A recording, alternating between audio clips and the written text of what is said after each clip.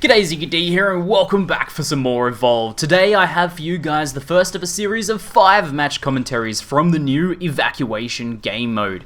Evacuation is a built-in PvP campaign or tournament-style series where players play 5 matches consecutively, and matches have an influence on the following matches. So the winner of the first match will have a bonus in the second match, and so on until you reach the final match. Now the first match is going to be always a hunt mode, such as the regular gameplay you guys might remember from the big alpha. The second, third, and fourth match modes will be voted on, and the fifth mode is always going to be a defense mode. So we'll see a good variety of matches in this series, and I'll release these all as separate commentaries for you guys, and you guys can follow along with the story. So this is all going to be from the perspective of the new monster, the Wraith. Wraith is your stealthy assassin type. He's very much hit and run oriented. Now you notice the start of the gameplay just here, he's been mostly feeding up, playing dodgy, kind of getting closed in a little bit of the hunters now, using his dash ability to get out of there to create some distance. That ability has a limited number of 3 charges on it, but it does allow you to put a lot of distance very quickly away from your opponents. It also kind of has a pseudo-cloaking thing as you're using it, which can make it hard for hunters to pick you out, but usually if they've got eyesight on you, you're not going to lose them from that. You're going to need a combination of different skills and clever juking to get away from them. So the Wraith has just closed in and popped his supernova ability here. Just picked off one hunter by himself, which is basically the perfect thing for the Wraith to do. And popping his supernova gives him a massive increase in attack speed. Going for the kill, unfortunately didn't get it. Cleverly hiding just here and using his clone ability to distract the hunters and buy himself some time, waiting for the Trapper's dome to go down. Wraith's in a bit of a bad spot here, being caught out early and trapped in, not the best location is going to be rough for him, but making very clever use of that clone there, distracting the hunters, dealing damage to them even, because it does deal damage, and pushing them back.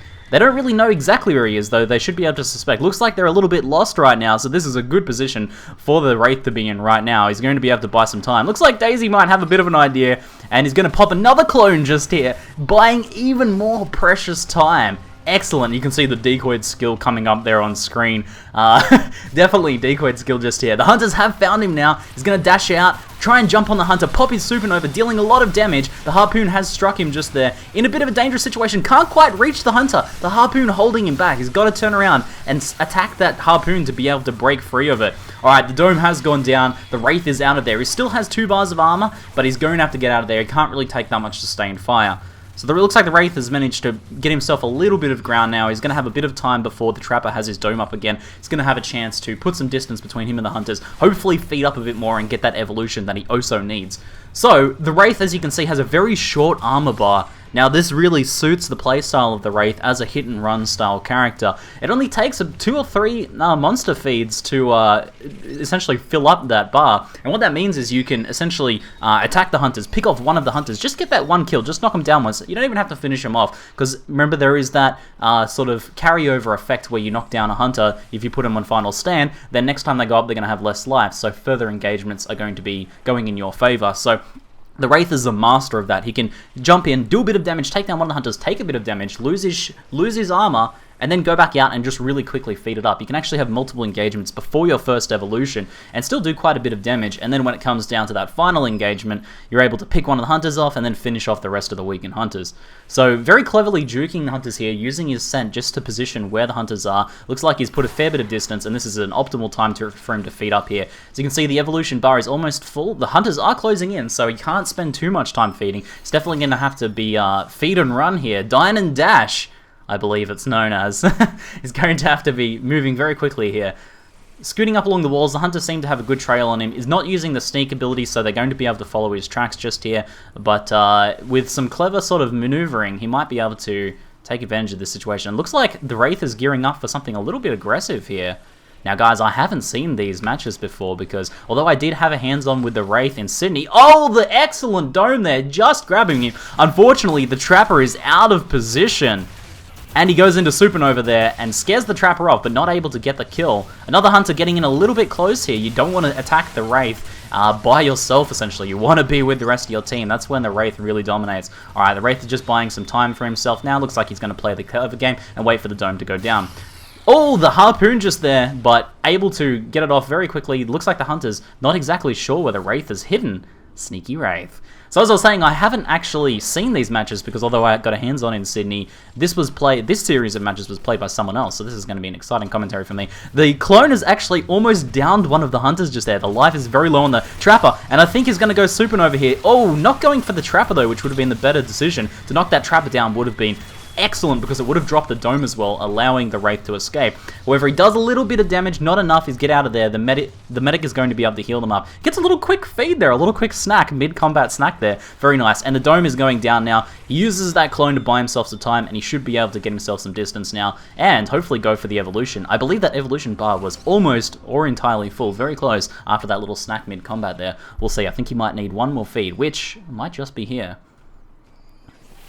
Gets the one-shot kill there, and this should be enough to fill him up. There we go. He's going to be able to take an evolution now, so now he just needs to find a clever spot to evolve, because very low health, very low armor, and just after evolving, the monster is his weakest point, essentially, although he does get the newer abilities and increased life bar. He has no armor, so taking direct damage to your life bar is something you never really want to be doing as the Wraith, or any monster in general, but the Wraith especially, as sort of your more fragile glass cannon style monster. He's taking the evolution just here, after scenting and noticing that the hunters are not in scent range, maxing out Supernova there, and the clone, going for a pretty aggressive strategy just here. We'll be able to use the clone defensively, but Supernova is a purely offensive skill. Oh, not the best evolution there, as the hunters are right on top of him, literally as he snaps out of that egg. Jumps into Supernova though, and takes him down, takes down one of the hunters there. Excellent play. Supernova, you can really see the danger of that, and with the maxed out Supernova, deals a lot of damage very, very quickly. He's going to try and pick off Daisy just here. He had the clone sort of just pushing the hunters away briefly, and another Supernova. He has the hunters cornered. He is taking quite a bit of damage to his life though. Not the best. He's not going to be able to keep this up for long. The Trapper is very low though. He's going to be able to get this Trapper down. The Trapper is down, but he's taking a huge amount of damage. The Wraith can't keep this up for long. He's going to need to get out of there. Trapper is downed, but not out. And the dome is still up. Buys himself a time with a little bit more clone there. Clone almost taking down another hunter. Not quite. Very close. The hunters are not really going to be able to be too aggressive. Though, it looks like they're coming around the corner here. DB there getting a little bit out of position. And does get taken down instantly. If you're that low, you never really want to pursue the Wraith by yourself. There is a buff just there on that wildlife just there. Is the Wraith going to grab it? Nope, he's going to buy himself time. Probably a wise choice considering he only has 3 bars of life. So he downed 2 hunters there, I think it was, which is not bad, but taking 3 bars of life damage is not probably worth the trade at this point. However, the Wraith has found a health regeneration here just in time. A perfectly timed health regeneration, which is going to help him out. If he can play a little bit defensively now, maybe get a few more feeds, get his armor up, and maybe get another evolution, then he was going to actually be doing pretty well. And that trade-off, thanks to health regeneration, not going to be so bad. You can see the health regeneration is slow, but when health is such a precious resource, it's going to pay off, and he's almost got another half a bar of life back here. There is a harpoon just there, so he's going to have to knock that down. He might get a quick feed here. He's in a bit of a dangerous spot, I feel. The hunters are closing in. You can see the hunters just around the corner there, very, very close there. Wraith has just realized after seeing them after scenting. Trying to use the cliff face here cleverly to sort of just keep a broken line of sight, and as the Wraith, that's exactly what you want to do. You want to break line of sight as much as possible, and then if you can pick off one hunter by themselves, especially if you can get that abduction on them, you're going to be good. But this particular Wraith match here is going mostly for the Supernova, mostly going for a bruiser style. One Trapper down. Oh, almost gets the second Trapper, but the shield on the Assault just goes up in time. Not good, not good. Almost got the kill there, sorry, not on the Trapper, on the Assault. But he just popped his defensive shield there. Unable to get the kill. Pretty brutal. Has taken only a little bit of damage. No, pretty much actually just kept his armor up, so didn't take any more health damage. And that health regeneration, as you can see, is still in effect. It's an extremely long duration on the health regeneration. You can see at the top right hand of the screen just there. Wraith's closing in here. This is a bit of an questionable play, jumping straight into the middle of the Trappers. Just going to try and get the raw damage there. Oh, captures them somewhat unaware, and it looked like the Assault just went down. That means got a lot less damage on the field just here. He's going to go really aggro here, knocking some of the hunters all around with that Supernova. Supernova has worn off, so he's not going to have as much damage now. Going to try and get the, very low hunter just there. He's going to get the kill. Yes, the Trapper is actually down. That was the 3rd down for the Trapper, so the Trapper outright dies. And I think that's probably enough. He has no more armor and taken a fair bit of health damage. Still that health regeneration, but it takes a long time for that health regeneration to take effect. He can get another one to 2 bars from that if he sort of plays defensively, but I think the Wraith is feeling a little bit confident here. And with the Trapper down, with one Hunter down, I should say. He moves in for another engagement just here, going for the Daisy kill. Oh, rest in pieces, Daisy. Knocking down the Hunters. They're a little bit caught off guard here. The Assault is down. 2 Hunters down. And the Wraith is in a fairly good position here now, because even with this low life, with only 2 Hunters down, this is going to be pretty solid engagements for him here. Now, we have this sort of situation now where the Hunters want to go sort of, instead of being the Hunters, they're becoming the Hunter. They're going to want to be a little bit more defensive, try and get out of there. Jumps on the Trapper. You can see the insane damage of that Supernova. Wraith backs off, a little bit concerned as to where the other Hunter is, but seeing no immediate dangers, he's going to jump on and finish this Hunter off right now. Might even be able to get a little bit of a feed on here. Oh yes, the victory feed. Nothing more insulting than being eaten by the monster. Now he's searching for the final Hunter. What do we have? Oh, I think I saw something just on the edge of the scent there, but he might just take this opportunity to evolve, seeming as though the Hunters are going to be on the back foot. Only 1 Hunter remaining on the field. For 20 more seconds, he's got perfect time to evolve right now. He can consolidate his advantage. Maxing out Abduction, we're going to see some sneaky players potentially, or maybe just using that to pick off one of the Hunters, get them out of position, finish them off with a Supernova, and continue that aggressive play. Wraith has been incredibly aggressive this time. He is heading towards the power relay, expecting that that is where the Hunters will be. But we'll see if we can find that final Hunter. With only 5 seconds left on the clock, I don't think he's going to be able to get the final Hunter in time before the drop. The drop is in. He's going to try and get some power relay damage here. Are the Hunters going to be able to regroup and take out the Wraith in time? Find out next time! No, I'm just kidding. Find out right now! He's ready. He's taking... The core is taking a lot of damage. He goes Supernova, but that doesn't actually work on the power relay. There you go. Wraith learning a lesson just here. You need to actually lock on and to manually attack the power relay. Supernova only works against the Hunters. That would literally be a little bit OP-OP otherwise. With that insane attack speed, the power relay would go down very quickly. Alright, so there is 1 Hunter just tagging him here. The Hunter, right in this situation, before you're regrouped, if you're like 1 Hunter left, you want to use something just to attack them. If you attack, you can stop the Wraith from dealing damage to the power relay. They need to be able to lock onto that without taking any damage, otherwise they stop damaging the power relay. It's a little bit interesting, but it means with things like the railgun that can shoot through walls, you can essentially just endlessly poke at the monster and stop them from doing it. Forcing the monster to back off from the power relay and seek you and hunt you down. Now, the Wraith wisely taking the time to get some armor up. He can only get a couple of bars of armor up, but it will make a big difference. You can see that regeneration is just running out now, and almost at like 80% life there, thanks to the life regeneration. That has been an excellent buff in this match, very, very strong, and has helped the Wraith out a lot because he was very low life earlier. Now this final 2 feeds here will be enough to fill up the armor. Got a little bit of armor regeneration there, but mostly you just want to fill it up from the feeding, and now he's going to be able to push in, giving the Hunters plenty of time to regroup. Power relay's down a little bit, but this is going to come down to a final engagement. Oh, he sees the buff, and this could be a big one, depending on what buff we get here. The Wraith could have a very nice engagement. Hopefully, the Hunters are playing the smart move and also picking themselves up some sort of buff. Stealth Pounce bonus. Probably not going to play a role in this fight. The Wraith does have the ability to abduct a Hunter, immediately crouch down into stealth mode, and then get a stealth attack.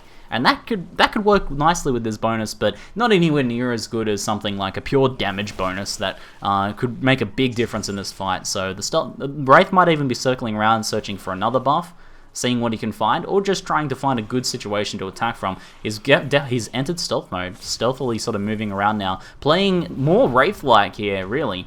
And, oh, the Wraith has been dusted though, so the Hunters are going to know where the Wraith is right now. That is the dust from I believe, the Trapper in this one. It could also be the support, but they now have permanent vision on him while that dust is in effect. So, the Hunters are closing around, turning around. We have an abduction on Daisy! Oh no, Daisy! Daisy's going down instantly there. You can see that abduction supernova combo, very powerful. And, looks like the Trapper is caught out of position as well. Oh, Trapper goes down. That is brutal, that is brutal. I think the naming is incorrect on the Hunters, guys, so I apologize if that is confusing you. But, we have just the medic here is named as the Trapper, so I think the different profiles took different Hunters. So I'll just try and do my best to call out the ones for you there. But he does get the medic down, and this fight is going south for the Hunters in a real hurry. they're not really going to be able to back off unless they play very, very carefully here. But looks like Booker is going down here as well. The Assault is down. Looks like it's going all for the Wraith. Doing exactly like the Wraith should do. Separating the Hunters, catching them not as a group. The Hunters did a poor job of grouping together. They dusted the Wraith. Got a little bit overeager thinking that they could jump on top of him, but pretty much a full-strength Wraith there was able to pick apart the team just mercilessly.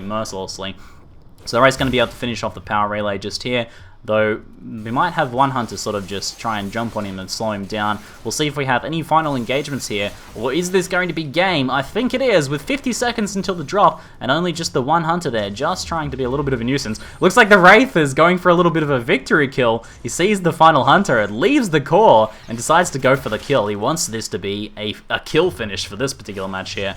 Jumping on the Hunter there. Oh, the Hunter is not going to be able to get away here. This is a very bad situation for him.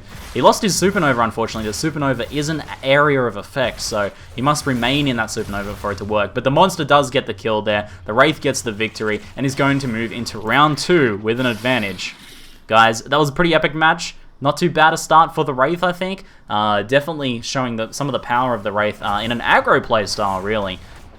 So guys, that's it for match 1. If you enjoyed this commentary, make sure to subscribe because I'm going to be following up over the coming days with the next of the 4 matches, and we'll see who wins the long one. Although the Wraith had a strong performance here, there's still 4 more matches, and it really all comes down to those last couple. Alrighty, that's it for now. I'm ZiggyD, and thanks for watching.